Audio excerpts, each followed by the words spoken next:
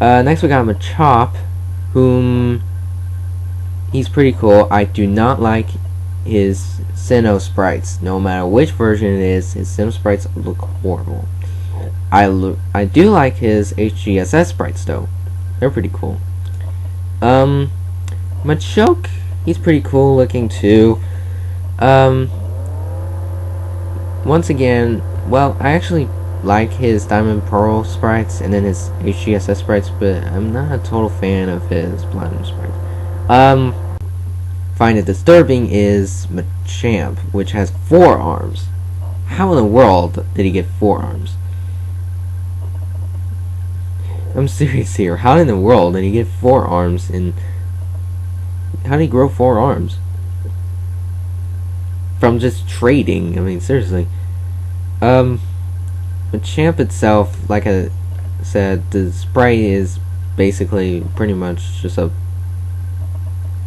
You know, if you take out those 2 arms from his back, he just looks like a regular Machoke, only more muscly and stuff. Without the red lines of being purple. Yeah. Like you would want a Pokemon that's purple and it's a fighting type, you know. Yeah. Bellsprout is a grass poison type. Needless to say more that the entire family kinda stinks.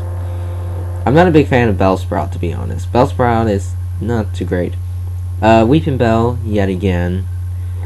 I guess if you really wanted a grass type, I guess this was your only choice, because I think it was actually pretty good back in the day. Because, I don't know. I think there was a lot of changes back in the originals. And then we got Victory Bell, whom, yet again, is just basically a bigger Weeping Bell. Only, did I say Victory Bell?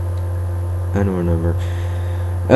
All it looks like, I'm always confused. It doesn't really look like the leaf is hooked on to the Victory Bell. It just doesn't. Next we got, Tentacool. Tentacool, while I have not traded one, it's a water poison type, and surprisingly, it has 2 interesting different abilities. Like, it has Clear Body, which means that it can't lower any of the abilities. But however, if you use, like, say, Curse, then it will lower down the stats. And then it got Liquid Ooze, which means that any kind of attack like Absorb will actually do no damage. Instead, it actually backfires on the person. I mean, yeah. Tentacool has good special defense and okay speed. I think Tentacruel is actually better. Tentacruel, obviously, it's like a jellyfish, I guess. I don't know. Is Tentacruel supposed to be a jellyfish? Or is it supposed to be an octopus? Or is it supposed to be a squid? Obviously not a squid. Sorry if I made that noise. Whoa, nice big stat change. Good special defense. It's a okay water wall, I suppose. I mean, it's part poison, so grass types won't do a whole lot of damage. The only problem is that it still has the weakness of ground and electric. But that's about it. It also has the weakness of Psychic, but yeah, like I said, that's about it. Next we got Geodude. That's a bright, shiny sprite. A bright orange. Geodude just looks like a boulder with arms. In fact, I wouldn't be surprised if those are Machomp's arms, because they look like them. Next we got Graveler, whom looks like he has 4 arms, but for some odd reason, only 2 of them are shown. Like, shown out. The other 2 are like around his body. That's kind of weird, actually. But Graveler is actually kind of cool looking, I suppose. And then we got Golem, whom I kind of like. He's pretty cool.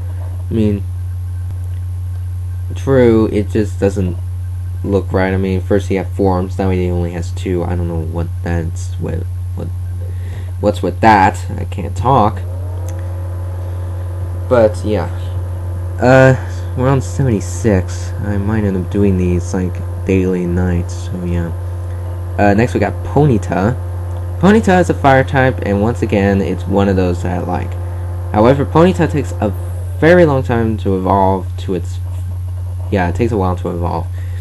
It takes to level 40 just to evolve into a Rapidash. That's quite a lot. Runaway, which means that it can run away without much difficulty unless it has the ability, unless one person has an ability. And then it has Flash Fire, which is also pretty good. And it's a pretty good fire type, I suppose. I mean, it doesn't have that great HP, but whatever. And then we got Rapidash, whom I like, and I'm hoping to train one sometime in the future. Rapidash, I know it's not really totally unique. It's just basically a larger version of Ponyta with a horn on its head. But overall, I really like Rapidash, actually. Rapidash is one of my favorite fire types. Overall, good stats. The only problem is that most fire type attacks are special, so good luck on finding anything decent for Rapidash. I guess that's its only downside. Next we got Slowpoke, who's this... Well, I don't think it's the slowest Pokemon in the entire series, but Slowpoke is definitely one slow Pokemon.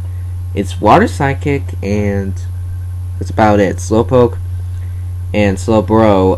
Slowbro, all it looks like is basically a Slowpoke, just with a really weird shell, which is supposed to be Shelter, by the way. A weird shell on its tail, eating its tail. Now, how I cannot feel the pain, I don't know. Oh, well, that's an interesting thing. Oh! So that's it. I never really read the Slowpoke's Pokedex if I captured one, but it says, naturally dull to begin with, it loses its ability to feel pain due to Shelter seeping poison. And then we got, and for our goal, it says, if the tail biting Shelter is knocked off in a harsh battle, it reverts to being an ordinary Slowpoke.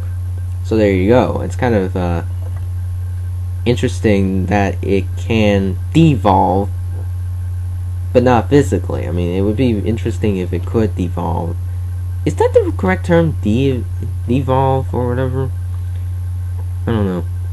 Next we got Magnemite. Magnemite is the only Pokemon, to my knowledge, that had a change between its first generation and its second generation. It's the only Pokemon that kept its change. Magnemite in the originals used to be electric, but now it's electric steel, ever since second generation. So now it has 4 times weakness against ground, well, fortunately. And it can only be avoiding these ground type moves if it has Magnet Rise, I believe. However, it's immune to poison now, thank goodness, and it hardly has any weaknesses. It didn't really have too many weaknesses to begin with. I mean, all it had was basically ground. But now it has like 2 extra weaknesses, which is fire and fighting.